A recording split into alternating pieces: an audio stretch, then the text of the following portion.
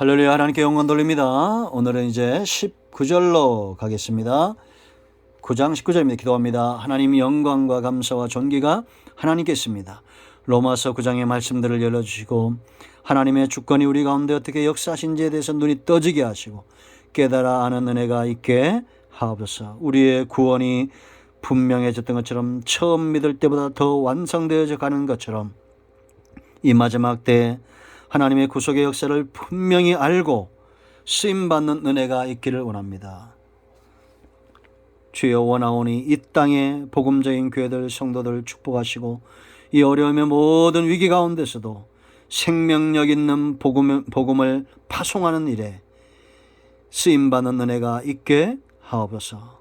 모든 영상을 통해서 말씀을 듣는 죄병들 축복하시며 종을 낮추시고 겸손하게 하시고 우리가 복음 전파에 헌신하기를 원합니다. 우리의 시간과 물질과 생명까지 다해서 내게 맡겨진 십자가를 지는 은혜가 있게 하옵소서. 예수님의 이름으로 사모하며 기도합니다. 아멘. 할렐루야. 자, 여러분, 예수를 보내신 것, 또 아브라함과의 언약, 모세를 통한 출애굽의 사건 전부 하나님의 주권의 역사였다라는 겁니다. 자, 이제 우리가 19절 말씀으로 갑니다. 19절 말씀 읽습니다. 혹 네가 내게 말하기를 그러면 하나님이 어찌하여 허물하시냐 누가 그 뜻을 대적하느냐 하리니. 이런 말이 나올 수 있는 것을 지금 바울이 예견한 겁니다. 자, 우리가 한번 여러분의 생애를 보고 정답을 가져야 됩니다. 이게 중요하죠. 여러분의 지난 생애, 현재 삶을 볼 때 하나님이 허물이 있는 분입니까? 하나님이 실수가 있는 분이고 하나님이 죄인이고 하나님이 뭔가 부족하신 분입니까? 아니잖아요.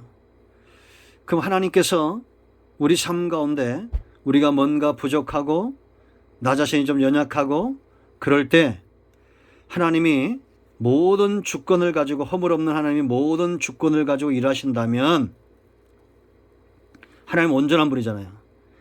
일하신다면 내가 잘못된 길을 걸어가고 에서처럼 살고 여기 말하면 가인처럼 살 때 하나님이 우리를 허물하시면 안 되잖아요.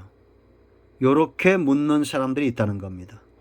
하나님이 이렇게 완벽한 분이시라면 내가 오늘 죄를 지어도 우리를 허물하지 않고 하나님의 뜻대로 살면 되고 우리가 하나님의 뜻을 대적할 존재가 아무도 없는데 그럼 하나님이 알아서 하시면 되는 거 아니냐, 이렇게 빈정대거나 딴지거는 사람도 있을 수 있다는 겁니다. 그럴 때 바울이 일침을 놓습니다. 하나님은 우리가 여러분 이제 19절에 답을 얻으면 하나님은 절대 허물이 없는 분이에요. 완전한 분이에요. 그런 분이 주권을 가지고 일하신다고 해서 우리에게 우리의 죄를 허물하시거나 우리를 비난하시거나 우리를 그들 대적하시거나 그러면 안 된다라고 생각하고 내 마음대로 살면 안 된다는 겁니다. 왜냐? 20절 말씀. 이 사람아 네가 누구에게 감히 그럽니다. 하나님께 반문하느냐, 지음을 받은 물건이 지은 자에게 어찌 나를 이같이 만들었느냐 말하겠느냐라는 겁니다. 이제 하나님의 주권에서 이 결론적인 말을 여기서 하는 거예요. 하나님은 창조주가 되시고 우리는 피조물이 된다는 겁니다. 피조물의 뜻대로 움직이는 창조주는 없어요. 이건 너무나 당연한 겁니다. 그래서 오직 기독교 성경만이 하나님의 창조주 되심을 분명히 하고 있다는 겁니다. 근데 세상 사람들은 온통 죄를 짓다가 나중에 예수 믿고 깨닫고 하나님께 돌아오고, 그런데 예수 믿는 사람들이 이런 하나님의 주권을 인정치 못하고 늘 하나님을 향한 반감을 가지고 죄악된 삶을 살아간다면, 그리고 죄를 지으면서 이것이 하나님의 뜻이라고 내가 아무리 선하게 살아도 하나님의 뜻을 이룰 수 없다고 말하고 내가 죄를 진다도 하나님의 뜻은 꺾이지 않는다고 이렇게 어불성설이죠. 말이 안 되는 말들을 하면서 우리가 말은 그렇게 않아도 행위를 그렇게 하면서 산다면 창조주의 권한인 판단의 위치에 내가 서 있는 거죠. 우리는 지음받은 물건이라는 사실을 잊지 말아야 됩니다. 성도의 정체성은 바로 이런 거예요. 나는 피조물이다라는 겁니다. 하나님은 창조주가 되신다라는 겁니다. 그러면서 21절에 쐐기를 박죠. 토기장이가 진흙 한 덩이로 하나는 귀 있을 그릇 하나는 천 있을 것을 만들 권한이 없느냐. 하나님은 지금까지 이스라엘 선택하시고 귀하게 여기시고 또 이방인들도 하나님이 만드신 분들이고, 그러나 여러분 예수님이 오셔서 이제 헬라인, 야만인, 이방인, 유대인 전부 귀한 그릇이 되었다는 겁니다. 그죠? 이 모든 구속의 역사가 마치 토기장이가 그릇을 만들듯이 하나님이 그렇게 일하신다라는 거예요. 자, 21절 읽고 설명합니다. 만일 하나님이 그의 진노를 보이시고 그의 능력을 알게 하고자 하사 멸하기로 준비된 진노의 그릇을 오래 참으심으로 관용하시고, 아멘. 그 하나님께서 멸하고 진노하시고 하는 그런 그릇들도 오랫동안 참으셨다는 겁니다. 관용하셨다는 거예요. 왜? 하나님의 능력을 나타내고 하나님의 뜻을 세우기 위함이죠. 또 23절, 또한 영광 받기로 예배하신 바 긍휼의 그릇에 대하여 그 영광의 풍성함을 알게 하고자 하셨을지라도 무슨 말을 하리요. 아멘. 우리는 할 말이 없다는 겁니다. 하나님께서 어떤 이들은 진노의 그릇으로 또한 그들에게 진노를 베풀지 않고 오랫동안 또 간용하시고, 또 어떤 사람들은 영광을 받기 위해서 긍휼을 베푸시고, 이 모든 역사 가운데 하나님이 일하신다라는 겁니다. 이 그릇은 우리니 곧 유대인 중에서뿐 아니라 이방인 중에서도 부르신 자니라. 할렐루야. 이런 표현들이 당시 유대인들에겐 큰 충격이 되는 겁니다. 왜냐? 그들은 자신들만, 유대인들의 구원만 생각했고 이방인들이 구원받고 돌아온다는 것에 대해서는 생각지 않았다는 거예요. 자신들은 선민이고 아브라함의 후손이고 그랬다는 거예요. 맞죠? 맞습니다.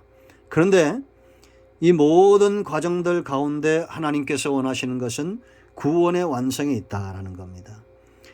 이방인들을 향해서도 오랫동안 관용하시고 참으시고 그들을 위해서 예수님을 보내주시고, 그러니까 이 마지막 때 또한 하나님이 토기장이가 돼서 이제는 유대인뿐만 아니라 이방인 중에서도 부르신 자, 믿는 자죠. 예정 가운데 미리 정하셨던 그들을 부르셔서 예수 믿게 하시고 의롭게 하신 그런 자들을 위해서 하나님의 영광을 풍성히 드러내시기 원한다라는 겁니다. 그래서 여러분